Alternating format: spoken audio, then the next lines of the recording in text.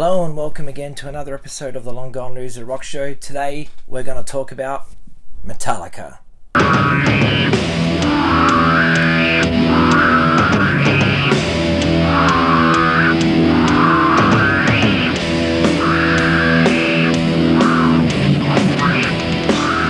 You've been around since 1981 as a band, and in that time you've released one video clip, your latest single one. Right.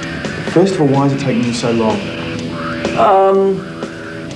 I think that had generally something to do with that we wanted to, I think, just not be sort of told when to do it by various set standards in the business or anything like that. And I think that we just felt that we didn't really have anything that was original or different enough to offer from the rest of the piffle out there than what everyone else was doing. And until we had an idea that was better than us just going up on stage and playing under, a bunch of lights and so forth, that we would just sit and wait till an idea came along that was, just different enough from what other people have been doing. On they run through the industry, on they fight for the right, yes, but who's to say? For a hill, they want to kill, why they do not know. Zipping wounds as a pride. Five silly life through the raging blow, gone insane from the play. We're a bunch of 25, 26-year-olds.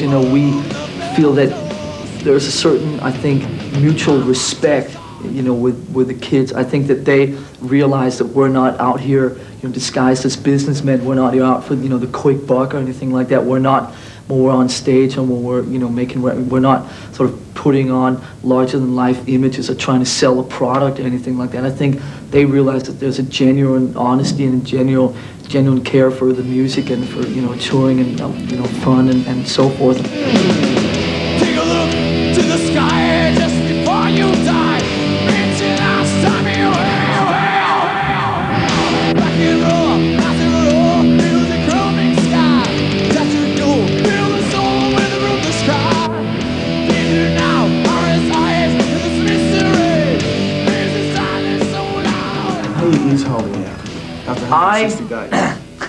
I actually have to admit that I'm completely whimpering out and now play with earplugs. So I'm sorry if that discourages anyone, but it's basically to the point where it was getting a bit silly. I'd be in my room or something like that. Wake up sleeping. I'd think the stereo or the TV was on. I'd crawl over to turn it off, and it was actually off the whole time. So after that happening a bit too often, it started scaring me. So I went to the old doctor and did the old right, left, yes, no kind of deal. And they told me that things weren't that grim, but potentially if I kept it up, it could get kind of ugly. So now I'm, like I said, completely sold out and now play with earplugs. So Metallica for me goes way back to the 80s. My brother brought home, I believe it was Ride the Lightning on cassette tape from the local library, and played it to me and said, check this out, this is really cool. Now immediately I was more, at this time I was so into Motorhead that Motorhead was everything to me, and every other band came second. So while I did like Metallica, it was no Motorhead. Motorhead Orgasmatrons was like my favourite record at the time. It's all I listened to non-stop. Just Motorhead this, Motorhead that, Motorhead this, Motorhead that. I always go to the library and rent out the Motorhead cassettes. And so I remember borrowing Overkill from the library and Iron Fist from the library. I just listened to that stuff all the time. But I was always a Metallica fan. And then in 1989, Metallica came to Australia. Now, my brother was a die-hard Metallica fan by this point. He was just like, Metallica this, Metallica that. I remember him having a bedroom that was just covered in Metallica pictures, like cutouts from magazines, posters, whatever, the whole lot. His whole room was just decorated in Metallica. And this is around that time, you would have seen in one of my previous videos, and if you haven't seen it yet, go back to the Judas Priest video and you can watch the page 1 special about the heavy metal suicides, because when they were coming down in May of '89, they aired this on TV and were saying that, the parents might be shocked that this band singing Fade to Black would be coming to terrorize Australia, or whatever the fuck they said. I can't remember. It was ridiculous though. It was so ridiculous. Anyway, my mum said, look, if my brother's going to Metallica, she wanted me to go with him so that, he wasn't on his own. Now, we remember one thing clearly about my mum's history with music, and that is she took the day off school to go and see the Beatles. So we held that to her and we said, Mum, you took the day off school to go see the Beatles. We're going to take the day off school and sit outside the Thebarton Theatre in Adelaide and watch Metallica.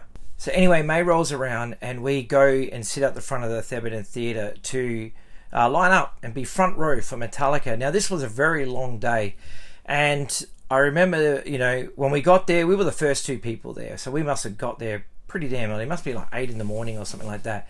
And we were determined to get front row, so we just sat there waiting and waiting and waiting. You know, other metalheads came during the day, and I remember this one guy was always saying, he talked about King Diamond all day. I don't know how you can talk about King Diamond for all day, but this guy did it. So it is achievable. If you want to talk about King Diamond for all day, but you think you get tired after like the first 5 hours, keep going, because you've still got steam in you, just like this guy did. So anyway, I remember, like, and anytime somebody else brought up something else, so they would say something like, oh, yeah, that was that time that, you know, Celtic Frost did that, and this guy goes, yeah, that was good. But getting back to King Diamond, and he always brought the conversation back to King Diamond.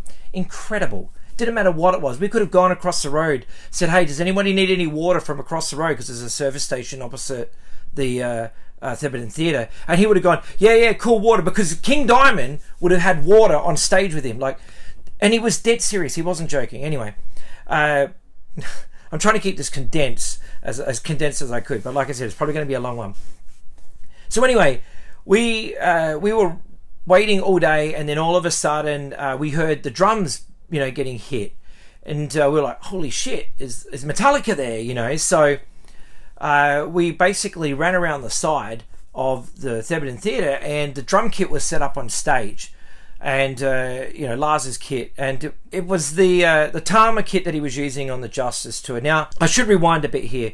Metallica was not actually scheduled to play Adelaide on this tour, but what actually happened was the people of Adelaide got together and petitioned Metallica to add an Adelaide show. So it was originally going to be Brisbane, Sydney and Melbourne, but they added Adelaide to it. And so they ended up subtitling this show's Justice for Adelaide. So it was pretty cool that they actually ended up coming. Anyway, it was $30.80, I believe. Or was it $33 or $32.80? It was something like $32. I've got the ticket stub, and if I can find it, it'll be on the screen now. So anyway, we ran around the side of the venue and saw Lars's kit set up.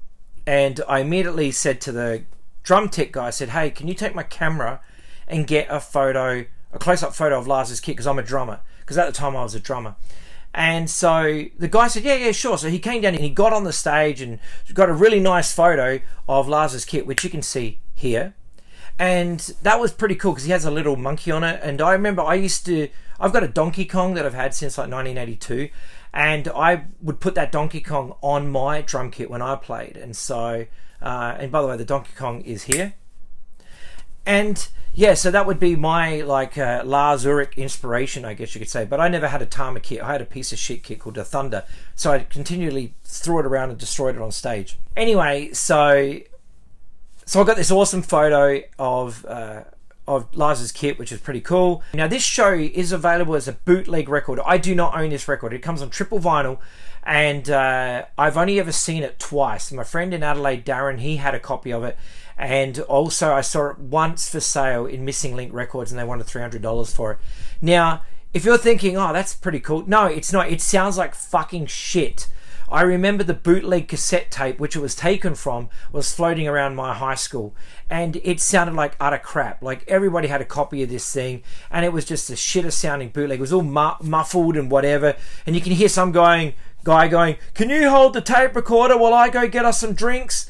and all this shit. So yeah, it sounds like crap. So don't worry, you're not missing anything. The best thing about that triple LP bootleg is the packaging. It looks fucking awesome. And it has like news articles and stuff about how Metallica were coming to Australia and stuff like that. So it's a really nice looking package, but it sounds like fucking trash. So yeah. If I saw it around cheap for like $20, I'd probably buy it just because I was at that concert, even though I couldn't really listen to it because it sounds like garbage. But I can remember the show perfectly, and the show itself was fucking amazing. Like it really was. They played the standard Justice tour set that you would recognize if you seen any other bootlegs or watched anything from that era. It's virtually the same set, but it was awesome. It really was. It was so fucking loud. And I just remember being blown away because we were front row and the sound was just insane. And, you know, I just remember being like just instantly becoming a diehard fan. And as you can see on the screen at the moment, these are photos that I took. So they're not the best photos because I was a little kid and I'm trying to get, you know, photos with a camera, hiding from security who are, you know, they didn't want you taking photos back then. It's not like today where everyone has a camera phone. So I had to hide from security and I had people like, you know, pushing me out of the way because I was little and stuff like that as I'm trying to take photos. So there's like arms and shit in the way and whatever. But I got to see Metallica and it was fucking awesome. And I remember walking away going, yeah, this music rules. This is where it is. Now, the first Metallica record that I ever owned, Garage Days Revisited. So this is the first one that I bought. Now, I remember the day that I bought this, I think, from memory, my brother bought Slayer's Rain in Blood. We got these from the Muses in Rundle Mall. And this was the one that I bought. I bought it because the radio station that we were listening to, there was a show called, well, the metal show with Mal Capone. That was his name, Mal, who ran the metal show, Sunday nights on 3D radio, or Triple M as it was called back then. And he played the Misfits covers on here, the Last Caress and Green Hell. And immediately I was like, oh, fuck yeah, this rules. And so that's why I went and bought this. So this was the first Metallica record. This is the Aussie pressing. So look at this audio music wave in a sleeve and released on this Mercury label. So there you go there. So you can see this one has been thrashed to shit. Like I have played this a lot. Like I think I've worn these grooves out because I just played this record all the time. And every time I make mixtapes for people, I'd always put Last Caress and Green Hell on it because, you know, it's so cool. But anyway, there's the front cover and there's the back cover. I know that they've reissued this and it's like $40 or something for a record called the 598 EP. That's obviously American prices because when I bought this it was $8.95 at the Muses. So there we go. But damn. And I remember, see this, how James has signed this writing thing with Enjoy, or maybe Lars did it, I don't know. But I remember from that day onwards, and still to this day, every time I write a letter to somebody, I always write Enjoy, and I try and write it like that. And nobody has yet picked up on, oh wow, you wrote that like the back of the 598 EP by Metallica. So there you go. That's where it came from. If you ever got anything from me, it's got Enjoy written on the end. I never really bought any Metallica records because my brother had them, so I heard them all the time. I taped them off him on my cassette tapes and then just listened to that over and over. Because, you know, while I've always loved Metallica and I've always been to see them, I've just always been like Motorhead and, you know, that was the band, my go-to band. So while my brother had all the Metallica records, I had all the Motorhead records. And it's just how it was. But I've never missed out on, you know, going to see Metallica except for the Black Album tour when they came with Kai, so I didn't get to that tour. In fact, I missed a few tours because the next time I saw Metallica after that show in 1989 was in Japan. In 2006, they played at the Summer Sonic Festival where they played Master of Puppets in its entirety. The show was like 2.5 hours long. They played 2 new songs, which they called New Song Number 1 and New Song Number 2. So they didn't actually have names. But I just remember the concert just went forever and it was amazing. It was such a good show. I did buy this Metallica 30th Anniversary magazine. I think it might have been put out by Classic Rock or someone like that. But here it is. It came with a 7-inch, the first 30 years, which includes live versions of So What and Through the Never. And there's the back cover. I'm sure if you're a Metallica fan, you probably already own this one. So there you go. The label looks really cool. So yeah, that's pretty cool. And So What? A great tune. I mean, any fan of Anti-Nowhere League, I'm sure you appreciated the fact that Metallica did a really good version of that. I do have one Metallica CD. It is the Garage Days Revisited double CD thing, and I bought it in Japan because it was some sort of special edition thing. It's like this thick, like the CD case is like this thick, and it's got 2 CDs in there, but it's got this super thick booklet in there, which has probably got the booklet from the normal version plus a Japanese version. The Japanese editions always try to add more to keep the Japanese people buying locally produced stuff. I did join the Metallica vinyl fan club when it got released. There's my Metallica membership card for the vinyl club. It was the 2021 that I signed up for, and I got the 4 records from that year. So this was the first one. I love that pus head artwork, so good. And the second one was this, and then the third one was this, and then they finished it out with this tribute to Chris Cornell, which is them doing Soundgarden covers or whatever. So yeah, pretty cool. I like the idea of a Metallica Vinyl Club. I didn't do the second year because it was 12-inch records, and they were charging like $100 or whatever it was for the shipping overseas. And I was like, I don't know. I don't think I'm going to listen to them that many times to justify the price. And on top of that, I don't know what you were going to get, and it could just be they might just end up giving me a bunch of Saint Anger demos, and I don't really need those. But anyway, that was the Metallica Vinyl Club for the first year. I only have one Metallica bootleg. It's this one right here. Most Metallica, record collectors probably have this. It is the No Life to Leather demo tape, or Metal Up Your Ass, or whatever it is. It's a demo tape anyway, recorded in Chateau East Studio, Tuscan, California in July of '82. So it has Rob McGovney on bass. And so, yeah, it's, Hit the Lights, The Mechanics, Motor Breath, Seek and Destroy, Metal Militia, Jump in the Fire, Phantom Lord, and another version of Hit the Lights. But I believe 1 to 7 is the best known Metallica demo. With it, they became incredibly famous in this underground metal community. Though it was recorded 1 year before Kill 'Em All, most of the songs are rather similar. And then the track 8 is the original version from the Metal Massacre compilation album, so you get that as well. But I love how it's on a bootleg Music for Nations label. So I thought that was pretty cool. This was like cheap. This was like $25. And so I remember when the demo tape came out for Record Store Day, I had the chance to get one. I didn't bother because I don't have a tape player for one thing, and I knew it was going to somehow get reissued on vinyl. And so here it is. So this is vinyl, and it's fucking cool. And there's the back cover. So that's the only Metallica bootleg I have. So all the Metallica records that I bought that are their albums were all those 45 remastered double LP versions, because being an audiophile, I understand that fitting that much songs on one side of a record that go for that long, the quality's not going to be as good. So I wanted these 45 RPM series ones, and I bought them all. So there is Kill 'Em All, there's the Obi strip sleeve thing, whatever.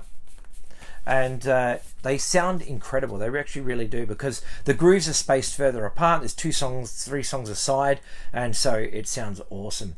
So there's the Kill 'Em All double gatefold thing. It's been listened to a lot. I listened to this just the other night as well, again for the first time in a while, and there was a scratch in one of the songs, and I don't know how that happened, because I'm pretty sure I didn't do it. There's Ride the Lightning, same deal, gatefold sleeve, double LP.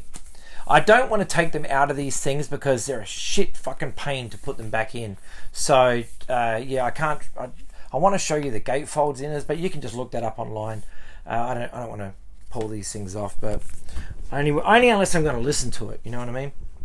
And then I've got where is it here?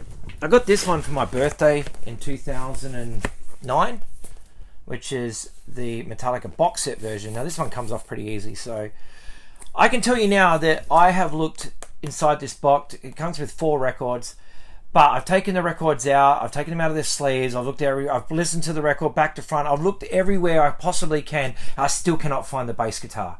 So I don't know what happened to it, but it's definitely not in this box. It might be on someone else's recording. It's definitely not on this one. But I love this record. I think most Metallica fans would agree that this is such a fantastic record. This is a record where they started really blowing up big time. And yeah, so I got this box on my birthday, which is pretty cool. So awesome album. And then I do have this one which has never been opened, which is the Metallica Black Album, still sealed. And the reason why it's still sealed is I've heard this album a million times. Most people have. I had a tape of it and I listened to it all the time and whatever. I listen, if records are still sealed, then I will open them up and listen to them when I want to listen to them.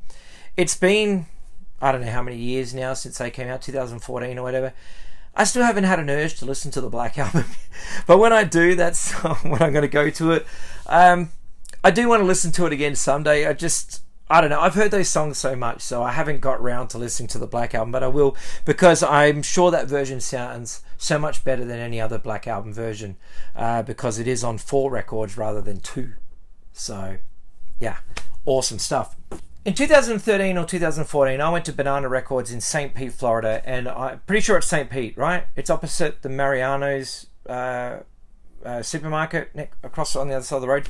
But anyway, I went in there, I bought 2 records. One of them was the Jefferson Airplane record that has White Rabbit on it. What's it called? Something Pillow? You know, the pink writing, and you know what I'm talking about. I can't believe I've forgotten it off the top of my head. But anyway, I bought that record for $1, and I bought this for 25 maybe. I think it was 25 American dollars. And I think it might have been in a bargain bin because it has this hole punched thing here, which I'm guessing means it was a promo of some sort. But anyway, they had like 5 copies of this, and they were like $25 each or something. So I bought a copy of this because I did see the movie.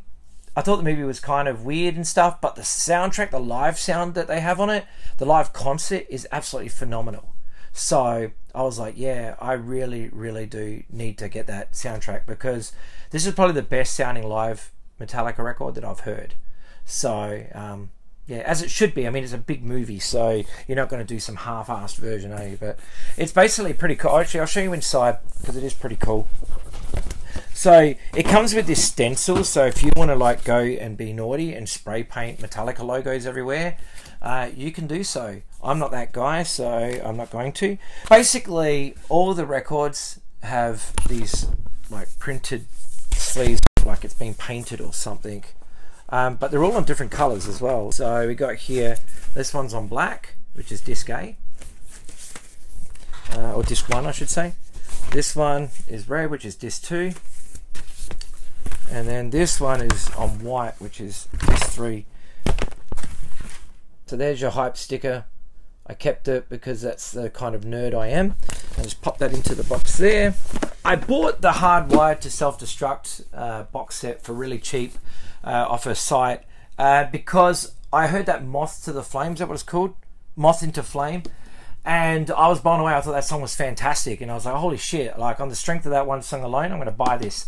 I don't have any other Metallica album from the Black Album, between the Black Album and this one. So I don't have your Loads, Reloads, S&M's, St. Anger's and Death Magnetic. I did hear Death Magnetic. I didn't mind it, but I haven't found it cheap on vinyl, so I haven't bought it. But yeah, there you go. This is just a box. Does this come with stuff? I believe it comes with extra things. Here's your hype sticker. So there you go. Pretty cool. Litho set, 8-button pack, etc, etc. So there's the CD of it, which is like, it's like bonus songs. So these are the songs that are on it.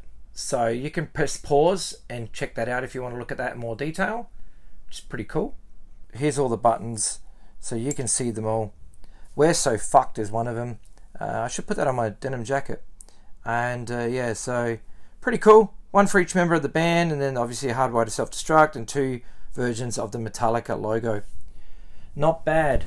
These are the art prints that you get. So there's James, everyone's mate, and Rob, and Lars. I love the artwork on this. It's actually quite crazy looking. I like that kind of stuff. And this one, disc 2. Now, disc 3, I've not got any other version of this, so I don't know if this is, because it does say it's a bonus disc 3 side F. So you've got Lords of Summer, well there's the cover, you've got Lords of Summer, and you've got Hardwired Live. So I don't know if that came on the CD, like a bonus edition or anything like that, but it's on this. Look at that coloured vinyl, isn't that a cool mix? I love it. So there's the inner sleeve for C and D, and here is the colour. Look at that. How cool is that? I love it. So that one looks cool. And then A and B on this shade of blue, murky blue. How cool is that? So good. Kirk Hammett, man. Like, I know that people, you know, shit on him for using the wah pedal constantly and stuff like that. But I gotta hand it to you, man. The dude writes great guitar solos, and you know, he's a very talented dude. But I know online people always go on about how, you know, because they released a wah pedal, a Kirk Hammett wah pedal with his pedal company, and someone said, does it ever turn off, or does it not have an off switch or something, because he uses it all the time? But I don't know, man. I think he's awesome. So, you know, I think the thing that I like most about Kirk is that he's just like the quiet dude in the band. Like, he's like, if you ever watch that documentary, this one here, Some Kind of Monster, he just comes across like the most sane one out of all of them. Like, he's just like, you know, come on guys, let's just get along. This is one of my favorite music documentaries, by the way. If you've never seen Some Kind of Monster, I highly recommend it, even if you're just watching it for giggles. The one about the sweater is really fun. There's a comment about the guy's sweater, the therapist sweater that they're going to. I can't believe that they went ahead and released this to the public, because it's kind of embarrassing. But, you know, Metallica are one of those bands that have proven that doesn't matter what they do, it's not going to affect, you know, their fan base and the quality of the songs that they're putting out, because they're still as big as ever. They're Metallica, man. And yeah, it's good DVD. It's a double DVD, and it's got like so much extra stuff on it. It takes me for like, what says he, over 10 hours of Metallica. So pretty damn cool. Alright, now to get to the last bit of this story. So this guy I used to know, he rings me up and he says, hey man, Metallica are staying at the Hyatt. Do you want to come down and meet them? And I was like, fuck yeah, I do. So I grabbed 2 items. So I grabbed Master of Puppets and I grabbed a book. And this is the book, Metallica, The Club Days. Now, when I was doing reviews and stuff like that, I got sent this to review. And I don't know how the guy found out about me. Bill Hale, his name is. I don't know how he found out about me, but he did. He also sent me his Megadeth book that he did, which is here. Look, I even got the thing still. Yeah, he did a Megadeth one as well, Club Days stuff. So he was taking photos of these bands way back in the day. So he was there. He was there. And so he sent me this book to review, and I did, and I wrote about it, and I love it. I thought it was cool because the photos are so cool and interesting that, you know, for the time. And, you know, in 82 to 84, man, Metallica photos. So I took that with me, and I took my favourite album by Metallica, which is Master of Puppets. Now, the goal was to meet Metallica and get them to sign my record, because, you know, whatever. So we're out there waiting for ages.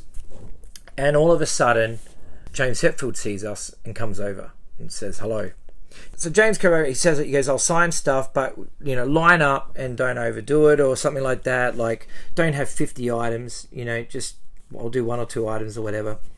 And so he went past, and the first thing he did, I met both him and Lars on that day, and they're their signatures on the cover of my Master of Puppets. And so that was cool. So while I did quote unquote meet Metallica, I didn't actually meet Metallica. Like, I stood there and they said, he signed my record, said thank you, and I said cheers man, I appreciate that. And then he moved on to the next thing and whatever. Lars, didn't even really meet Lars. Basically, he came out of the hotel and he said, come on over guys, and we all ran there, and there was probably like maybe 40, 50 people there, and he was just, you could put something in front of him, he wasn't even looking, he was just signing. Like, he just didn't care. So he just signed his scribble, you know, whatever we put there. You could have put a bloody a menu under his, you know, he would have signed it, you know what I mean? Like, he was just signing whatever as he was talking to people, didn't really even look at what he was signing, just scribbled his name on it. So I have both Lars and James on my copy of Master of Puppets. And I got them both to sign the Club Days book, because they are both there. I should have got Mustaine to sign this, but, you know, maybe someday that'll still happen. Be cool to have Mustaine's signature in it, but would he even sign a Metallica thing? Who knows? But yeah, very, very cool that I've got those 2 things signed. That was the time I saw Metallica on the Death Magnetic tour, it would have been. And I did get to see them twice on that tour. 2008, I remember we were going over to Europe to play some shows and to see Manowar do their Magic Circle Festival, which was phenomenal. But that's a video for another time. And we were looking at something to do. We were going to go to Italy after that, and we're just looking for things to do. And all of a sudden, on the Magic Circle, the Manowar ticket page, it said Metallica. And now we, you know, me and my friend Poodle, we were like looking at it, and we were something like, I said, dude, that's a Metallica on that page. Go back, go back. So he went back and he saw, and it said Metallica, and it had that they were playing in Bologna, in Italy, and it was like 3 or 4 or 5 days or something after we were going into Milan, which is like the first place we went to. And we're like, shit, dude, like, let's go see Metallica. They were playing with the Sword and Down, I remember. And so we're like, fuck yeah. So we bought tickets to that as well. So we got Manowar tickets and the Metallica tickets. And they arrived, and we packed our bags and off we went to Europe. And yeah, we got to see Metallica play in Bologna, which was amazing. It's such a fucking great trip, that one. And seeing Manowar as well, you know, you can't go wrong with that. And then we saw Maiden at Varken like 2 weeks later. Incredible, great holiday. It was the best holiday, one of the best holidays you could ever have. Is like seeing Magic Circle Festival, Varken Festival, and Metallica in between, and playing gigs with my own band. So it was like, it was such a time, you know, such a time to be alive. I have seen Metallica again since I saw them at the big day out. I know I've got tickets for all these, but I can't find my box of tickets. So otherwise I would be on the screen and you'd be able to see them all here. But if they are on the screen now, it means that I found the ticket box and you're looking at the tickets.